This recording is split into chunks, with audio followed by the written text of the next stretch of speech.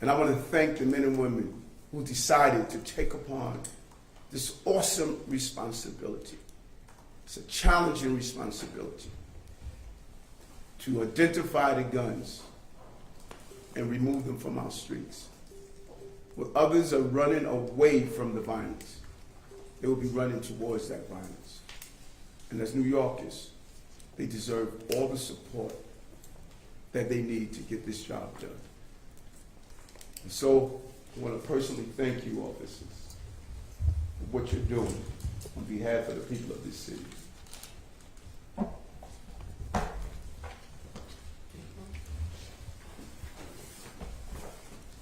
Good morning. Thank you, Mr. Mayor. Thank you for your vision. And on behalf of the men and women in the New York City Police Department, I thank you for your support.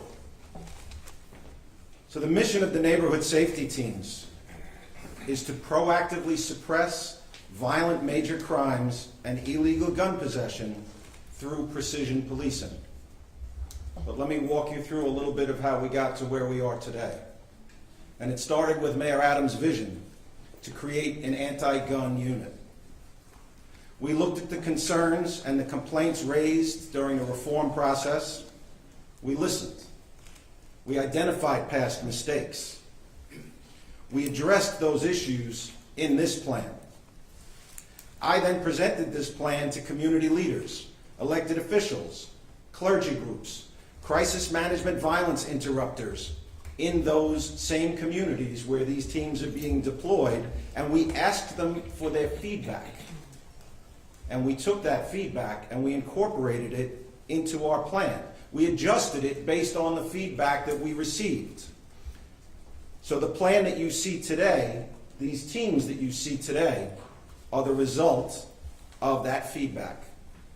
And it really comes down to three key elements: selection, oversight, and training. So for selection, first of all, every officer in a neighborhood safety team volunteered for this assignment. As the mayor mentioned, this is a difficult assignment. It is a potentially extremely dangerous assignment, going after the people who drive violence in this city.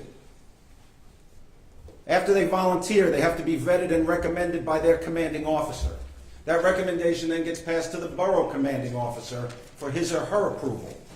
Then it gets forwarded up to the office of the chief of department, ultimately to our risk management bureau. Our risk management bureau takes a deep dive into every one of these officers, and they review things like their evaluations, any disciplinary history, any use of force incidents that they've been involved in, any civilian complaints they've received, any community commendations that they've received, the accuracy of reports that they file, their sick record, and perhaps very important, a tool that we didn't have available to us just a few years ago, a review of their body-worn camera footage. So we can see how these officers interact with the members of the community that they encounter, and we can ensure that they have the right disposition for this very challenging assignment. Then it comes to how we oversee it, how we make sure that these officers are doing their job as they were trained to, that they're doing it properly, that they're doing it constitutionally, and ideally that they are treating everyone with dignity and respect. So each team of 5 police officers has a sergeant that is solely dedicated to their supervision. That sergeant has no other responsibilities other than to supervise those 5 police officers. If we get to a point where we deploy more than one team in a precinct, a lieutenant will be added to oversee those teams, and that lieutenant will have no other responsibilities than the oversight of this team. We're keeping that span of supervision, the span of control, very, very small. There are multiple layers of review that take place. First at the precinct level, by the team supervisor, the lieutenant, the precinct commander, then by an executive in the rank of inspector or above at the patrol borough level who reviews their actions, by the office of the chief of crime control strategies, by people in the chief of department's office, and our risk management bureau has a team of people that is solely dedicated to reviewing and evaluating the performance of the neighborhood safety team. That's not to criticize them. It is to critique their performance, to find ways that we can make it better, to find ways that we can continue to improve. And ultimately, because of the work that they are doing, it falls within the scope of oversight of the court-appointed federal monitor, but will also have access to all of their materials and be reviewing them. The final piece that I mentioned was training, and our Chief of Training, Chief Juanita Holmes, will discuss that in greater detail. Chief? Thank you. Good morning, and welcome to New York City's Police Academy. Today, I'm very excited to announce that we have just about completed the Neighborhood Safety Team training course, which began on February 8th. The 7-day training consisted of, scenario-based constitutional policing, courtroom testimony, investigative encounters, car stop workshops, tactical training, and more importantly, community relations. We are looking forward to the great work these men and women will be doing out there every single day.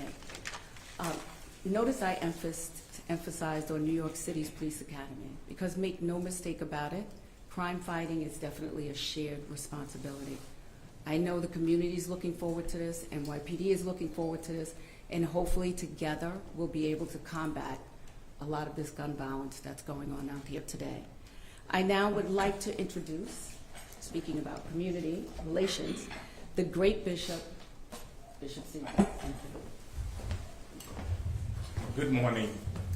First, I'd like to thank the Honorable Mayor for bringing about his word during his campaign. He said he would bring about safety to our community, and that the community is very, very important to him and to us. Let me say, 2 decades ago, I lost a parishioner from gun violence. 14-year-old boy, a prominent basketball star, academic, doing well, and an intact family. Yet, because we didn't have a team like this, playing basketball, he was shot dead. So this is very passionate to me, and I still feel the pain, and so does his family. Let me say that I've had the pleasure of working with Chief Holmes in the 81st Precinct, and I'm very, very confident that the community is at rest because this pilot project is coming into being. First, gun safety is an important endeavor for us. The African American and brown community are affected most by gun violence. We're only asking that our neighborhoods be patrolled by the mantra that's on the police department's cars. That is professionalism, respect, and courtesy. But the community and all of the meetings that I've had want gun violence to stop in our area. All right, now open up questions. Questions? Dean? Chief Corey, it's true that the one of the things made a notable arrest in the Bronx, and if so, could you elaborate on that? Sure, thank you very much. So I think the incident that you're referring to occurred in the 4-3 precinct on Monday night. So the neighborhood safety team in the 43rd precinct performing their first tour as a neighborhood safety team, about 2 hours into their tour at 6:37 p.m., stops an individual at the corner of Pugsley and Haviland Avenues there in the South Bronx. That stop was based on various factors that led them to reasonable suspicion to stop and investigate, and the individual was ultimately found to be carrying a 9mm pistol, a ghost gun. And that ghost gun was equipped with a laser sight and was loaded with 8 rounds of ammunition.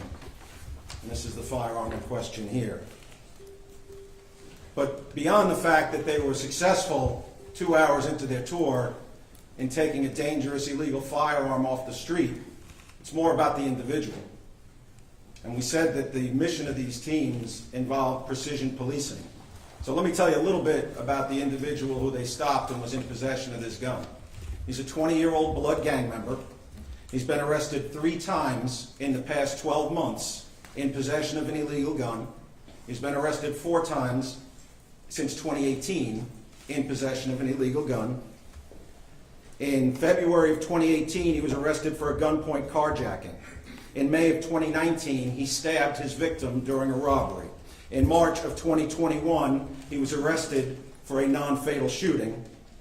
In October, Halloween 2021, he's arrested with a firearm while fleeing the scene of a non-fatal shooting. And then on Monday, March 14th, is this current arrest. This is what we talk about when we talk about drivers of violence in our community. The very small number of people who are responsible for the overwhelming majority of the violence. And this is the mission, these are the individuals that these brave men and women have volunteered to go after on a daily basis. So we need to, hold on. We need to really hear what he just shared. That's what we need to hear. If you take that one example, you'll see the failure of all those rivers. The flow of guns here, the ghost gun, the repeated offender that made his mind up that he is going to create violence in our city. That individual has a total disregard for any of us. And we continuously put them back on our streets and say, we're going to wait until you kill not one person, individual, but several. Several. This is the poster child of a failing system of a small number of people who have made up their minds. We are going to be dangerous in this city, and we could care less of what you do. And we arrest them, they go out, they arrest them, and we put them right back on the street. Over and over again. That case is horrific. Horrific. This is what we are fighting against. This is what these officers are fighting against. How could you not be jaded when you go out and take the gun off the street, and then when you walk down the block, you see the person back on the street again the next day? That's what this battle is about. We're going to continue to take the guns off the street, but we need help. Matt? What quantifiable metrics have you established to determine whether the unit is successful? And two, how will you track abuse specifically?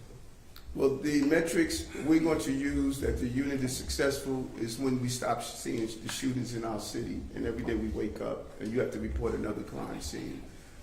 It's not just about taking the guns off, but it's building confidence with the community, organizations, and groups. Those are the metrics we're using. We're going to use the metrics that the communities are comfortable with these men and women who are given this difficult assignment, and you see a substantial decrease in the gun violence, the shootings, and the homicides in our city. We want a safe city. And the abuse is going to be tracked in several ways. 1 in 5. A sergeant that's going to be assigned to their officers. We're going to review video. We're going to review reports. We're going to monitor the residents in the community. We're going to stay in contact to see how are our officers doing. And then we're going to do repeated training. Historically, you have once or twice a year doing in-service training. No, we want to continuously train the mental muscle of our officers so that they are aware of the conditions that they are facing and don't get trapped into the muscle memory of not doing the training that they receive. So it's a constant monitoring. And we did not have, as the chief stated, we did not have the body cameras previously. We're going to utilize those body cameras to identify how those officers are responding. And we're not going to allow the games of turning off your camera anytime you make an encounter. If we have officers doing that, they're not suitable for this unit. And how do you define substantial reduction in gun crime? When my city is safe, but I don't have any shootings in my city. That's a substantial reduction. Juliet? Yeah, Mr. Mayor, given your frustration with that particular example, and this person is back on the street over and over, how do you get that person off the street, and what kind of case has to be made regarding him to get him off the street? You know, we have layers of government in this city and country. Our layer is to remove the firearm and dangerous people. The other layers are beyond our span of control. We have to dam the rivers, particularly those who are carrying guns. And I'm hoping that my partners in Albany will look at the provision of the law that states if a person is carrying a gun and is not exposed then he's treated as either juvenile or is not considered as a more severe penalty. Any gun, kept exposed or not, should be treated in a severe manner, and I'm hoping that we look at that in Albany. Do you have any realistic expectation that that's going to happen this year? Yes, I just continue to believe. Kevin? Yes, this is actually for Chief Corey. The review that you mentioned, the review by the risk management team, what's going to be the procedure? Is it going to be like a random sampling of incidents, or based on severity of cases, or is it going to be triggered by complaints? What's the procedure with that? So every arrest gets reviewed as a matter of course. Every use of force incident gets reviewed as a matter of course. That already happens at several layers already, and now it'll be elevated to a higher level at the Risk Management Bureau as well for them to review. They will also conduct a sampling of the officers' videos. They will sample a percentage of them to see their performance in incidents where there is no arrest made, where there is no use of force, to ensure that it's all being done legally, constitutionally, and according to best practices. And I use the analogy, I equate it to why the coach watches the game day film even when the team wins, right? Because we identify what we did really well, and we identify areas where we can do even better. Katie? Chief Corey, and I'm sorry. Oh, and it's very important. See, I don't want you to, these important aspects, I don't want this to be skipped over. We're going to review even when force was not used. We are going to be in a constant state of how do we get better. We're going to look at the game day film over and over again. We're not going to wait for a crisis or tragedy to happen or a mistake to happen. We're going to be in a constant state of monitoring how do we become better? How do we make sure that we may not have had a crisis, but how do we make sure we learn from what we encounter? That is a very important part. And the monitor was here to review, as Chief Holmes shared with me, what we are doing. So we're in a constant state of monitoring so that we can ensure we get the best product to keep our city safe without the abuses that we witnessed in the past. For Chief Corey, it's two questions. The first is, do you have the data on the number of officers in each precinct? Is it an equal number of officers in each precinct that's involved? And secondly, can you talk a little bit more about the kind of community and public outreach you're doing? I know in previous iterations of neighborhood policing, they would have sector cops who you could call. Their numbers were publicized for neighbors to use. They would go to precinct community council meetings. Can you talk if there's anything different or anything added? Sure. So to your first question about the number of officers, so neighborhood safety teams are being rolled out in 30 precincts, 4 PSAs, right, 4 housing police service areas. Obviously, those police service areas fall within the broader precinct. Those 30 precincts were specifically selected because in the past 13 months, they have accounted for 80% of the shootings in New York City. So those are the areas where the need for this is greatest. Each precinct will start with 1 sergeant and 5 police officers. So 34 total commands, 1 sergeant and 5 police officers in each. And I'm not going to try to do the math in my head right now, but you can figure it out. But we will be training up additional people beyond that, so that in the event that one of these officers can no longer perform their duties, officers get injured. This is dangerous work. There is another trained, qualified, vetted officer ready to step in and fill their shoes. What was the second part of your question? Just how this outreach differs from what we've seen previously with neighborhood policing. So I did, as I mentioned, the broader listening sessions where I presented the plan to community groups in all of the affected communities. After these teams are trained, when they go back to their commands, and this process has begun, if you look on some of the social media pages for the various precincts where these teams are active, you'll see that these meetings have already begun to take place, where the team sits down with it in a round table with community members, and they hear the concerns and they get the feedback directly from the communities. They'll also be introduced to the entire community at a community council meeting, which is a precinct council meeting, which is open to the public. And then we want that engagement to continue, and that happens best one-on-one. So we provide the forum, we introduce the officers to the community, and all of these officers have been working in those precincts for a number of years already. They're not dropped in there on Monday. They've worked in these precincts for years, so they already have a rapport with many of these community members. Go to Rocco. Chief Corey, please. Chief, how many officers, if any, used to be in anti-crime? And could you elaborate with some specifics on the neighborhood feedback that you incorporated into the new training? Sure. So I don't have an answer for you on how many of the officers used to be in anti-crime. We'd have to dig into that a little bit. I mean, anti-crime's been gone for almost 2 years now. Many of those officers moved on to other assignments. In terms of the feedback that was received, it was several. You know, we did get encouragement that people want this. They want the guns out of their community, as the bishop mentioned. They're tired of the gun violence. They also expressed concerns that we did not repeat the mistakes of the past. So we walked them through the plan. We walked them through the oversight. We told them about the layers of engagement and review that are going to take place.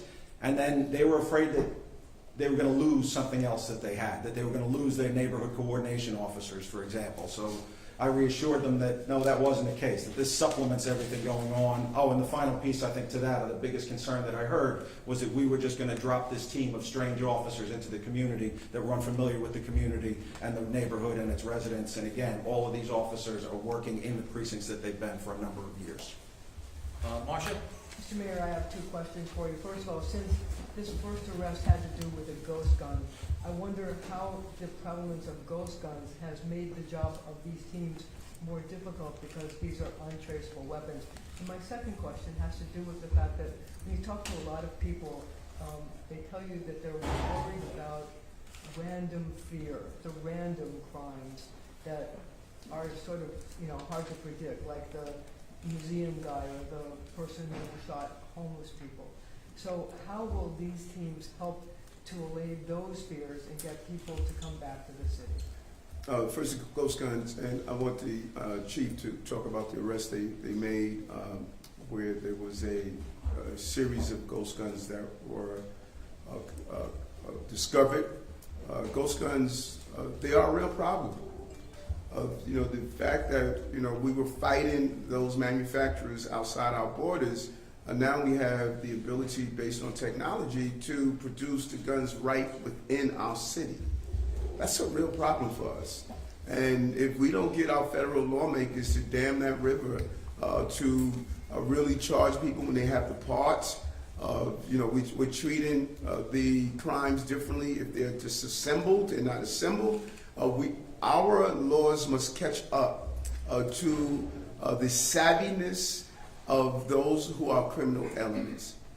They adjust rapidly.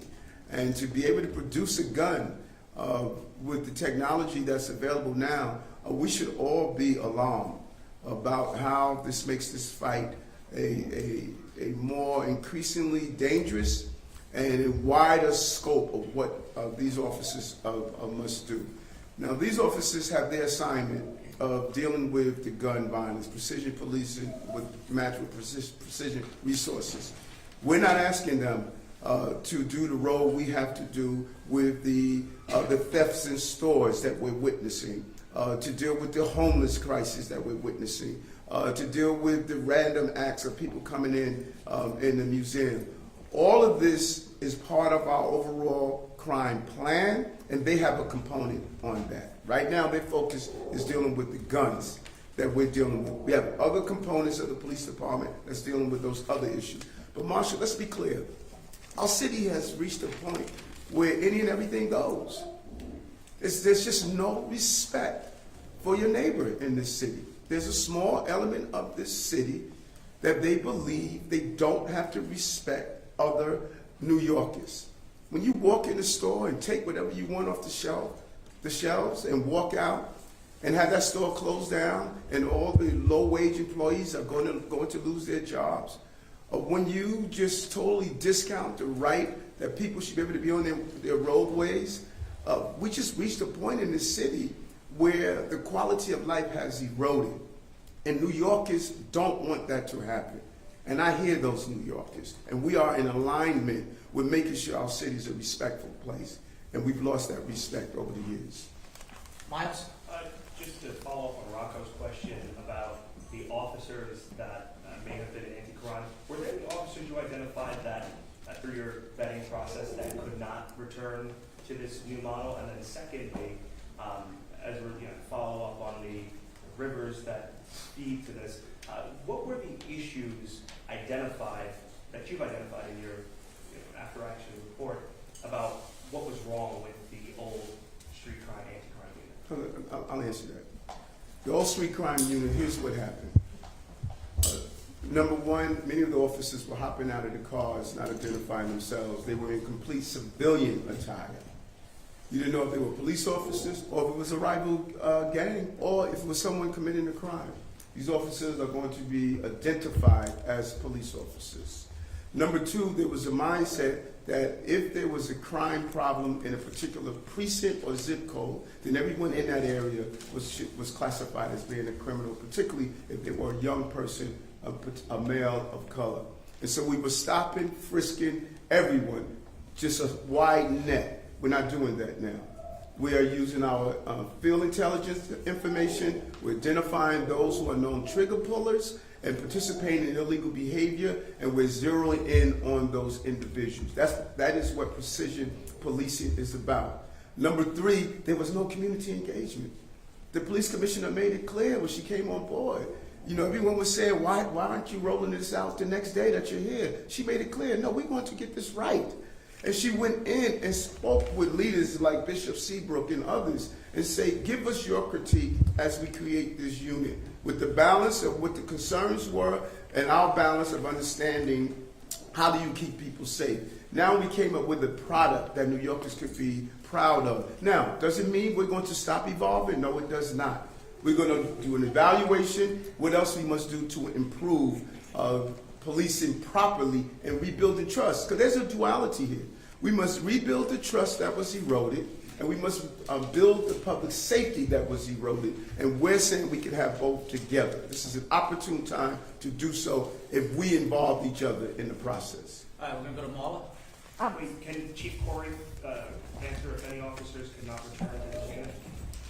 So again, I don't know how many of the officers who applied had previously been assigned to anti-crime, and the only list that we vetted were those that had already been approved by their commanding officer, but there was about a 15 to 20% of those officers were deemed not suitable for this assignment for various reasons. So everyone that applied didn't get in. We need to be clear on that. We were not desperate and say, just because you volunteered, we want you. No. You had to have the right social emotional intelligence, demeanor, crime fighting tactics. If you're going to be an elite group to go after a particular problem, you have to have the level of items we believe were important. Mr. Mayor, you spoke about one of the key elements is being able to identify the officers, having them in uniform. I'm assuming this is the uniform that they're in. Yes. I was wondering if you could speak about that decision to make the officers identifiable, and if you believe they can be as effective as the old teams, and also if you think that they may be targets because they're doing very dangerous work. Well, every officer that puts on a uniform and shield is a target to those bad, dangerous, violent people. We see that over and over again. The mere fact that they respond. Officer Rivera Moro, they walked into an apartment and were assassinated. They're a target, the mere fact that they're in this profession, to dangerous people, and we have a number of dangerous people in this city. Being in an unmarked car assists in the element of surprise, the element of unpredictability of policing. If the bad guys believe all they have to do is look out for a blue and white car, that's a dangerous, unfair disadvantage of public safety. And that is why we are doing a modified uniform version with unmarked vehicles that gives you the element of predictability and omnipresence and unpredictability. And so you have those who don't understand the practices of public safety will state that they want no unpredictability to policing. They just don't understand the principles of public safety. All right, this will be our last question. Mark. You mentioned precision policing in the neighborhood community, so I wanted you to address something, or at least go a little bit deeper. Commissioner Bratton, Commissioner O'Neill, Commissioner Shea, they all spoke about precision policing, and they all had some version of dealing with neighborhood communities. So were they wrong? Did they not do it? Or is this in some way going to be more precise or more community? Well, I think there's a uniqueness to my role as the mayor of the city. If you look at, which I think Police Commissioner Bratton was an excellent police commissioner, and I learned a lot from him during my days in the transit police, as well as my days in the New York City Police Department, turning around crime in the city when people all over the country believed we couldn't be safe. But there's uniqueness that I bring to this role as the mayor. As a young man that was formerly arrested, beat by police officers, went in the police department, spent 22 years fighting for reform and safety together, and now understanding from that personal and professional experience what are the needs to get what the product we're looking for. As the bishop stated, people want to be safe, but not at the expense of being treated in a disgraceful manner. I know we can get that. I did it as a police officer. And so my life story is allowing us to get it right and picking the right police commissioner, the right commanders, the right individual to train us, the right relationship to make sure these officers can do their job, and the right officers. This is the perfect combination that the people of the city, they have been looking for, and this is the day that we're rolling it out. All right, thank you, everyone. Get Dean. If I don't, you don't get Dean, he's going to text me. Well, you used to text me 20 years ago, so I'm kind of the So you started out by saying you're not going to allow politics or somebody with a cell phone stop this mission. But these guys are rolling out, and the community has told me, in Mustangs, Toyota Camrys, so they don't know who they are until they jump out. And some people want to document it because the history, as you said, shows cops have done wrong in the past. What's your message to the community when they want to document? It's their right. You guys have cameras. We wouldn't know about a lot of horrible things in the community with policing and other crimes with others if people didn't document it. What's your message to the community when they want to document what's going on with trying to stay safe, getting guns off the street? Without a doubt. And that is one thing that we're going to do. We're going to teach the public how to properly document. If an officer is on the ground wrestling with someone that has a gun, they should not have to worry about someone standing over them with a camera while they're wrestling with someone.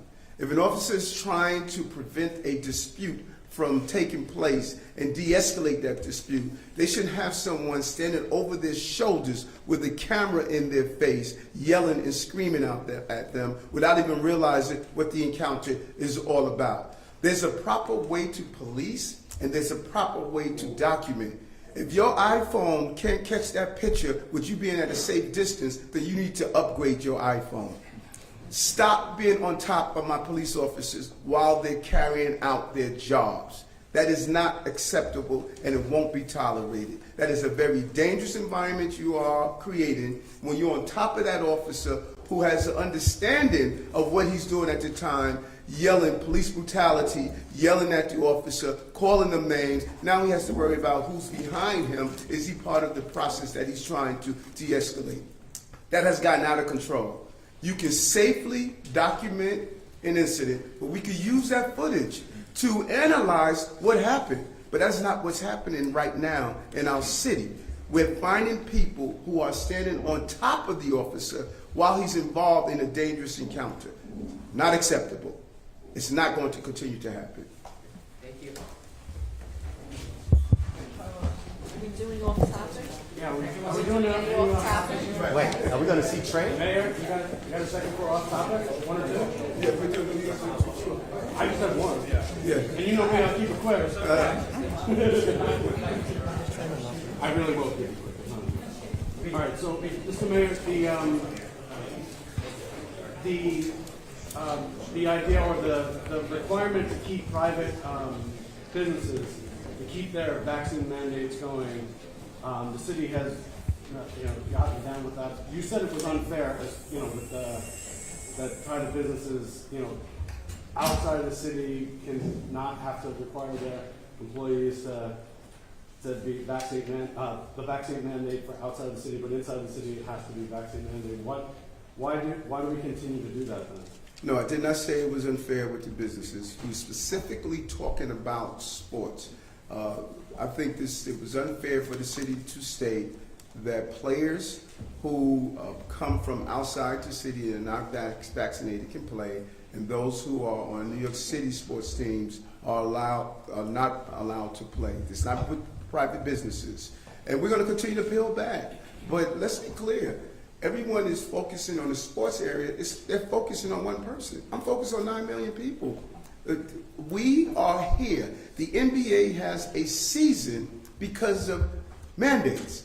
You know, they didn't have to cancel their season because we had mandates in place. We're here while schools are open, where businesses are open. Our city is not being closed down. Our hospitals are not being overrun. This is why we're here. And so I'm not looking at one person. I'm looking at my city not closing down again, not having to deal with this crisis again. We're going to peel back like we did with the key to NYC, like we did with children. I'm going to continue to do so. But I'm not going to be rushed in based on a season schedule. I'm going to do this right for the people of the city. And I'm not focusing on one individual. I'm focusing on 9 million people.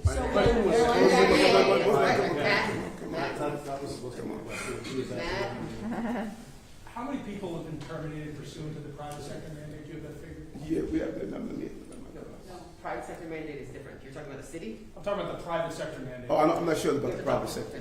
I'm not sure. Can you get us? Can I get that staff? Can we do what? Staff later? No, we can't. How many companies we have in the city? I mean, how do we know? Cities are not required to report to us how many people companies are not required to report to us how many people they terminated based on the mandate. So you would have to pull all of those companies and find out. We don't have the bandwidth or the manpower, and there's no reporting requirement to do so. Katie?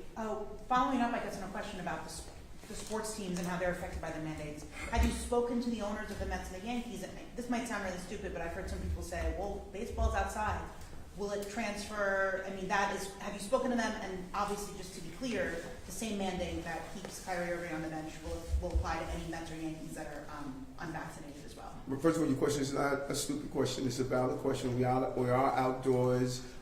There's so many different moving pieces of COVID. You know, COVID is not this one size fits all. And if you're not wise enough to pivot and shift based on what you are facing, then you're making a big mistake. I'm going to pivot and shift. I'm not going to be rigid, but I'm going to listen to my briefings every morning. My experts are on with me every morning, and I'm asking them the tough questions. And I'm not allowing us to just get comfortable where we are. And so we're going to do an analysis. Baseball season is not yet tomorrow. It's not next week.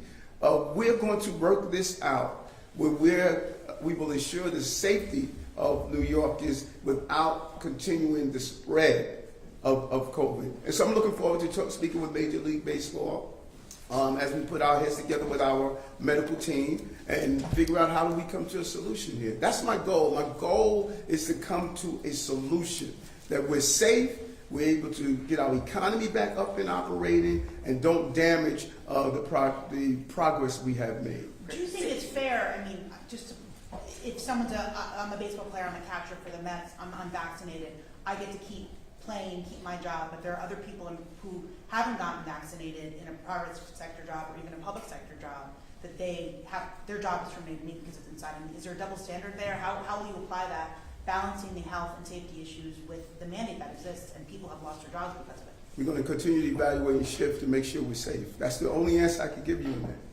Thank you all.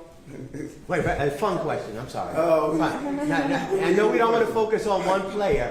Kyrie hit 60. Kyrie hit 60. They want to see him in Brooklyn. What do you think? His fans are like, yo, he hit 60. We wanted that. Wait, is it NYPD? Are we going to be able to get video of them? Are we going to be able to get video of them? I thought they were going to do an exercise or something. Is that going to happen? They said no. Well, we needed the backside of them then with the nice thing NYPD there. All right, let me ask you. Yeah, but I would like to follow up. I could have forced them. Oh, yeah. Because I really. Can we get a shot? Hey, Jimmy.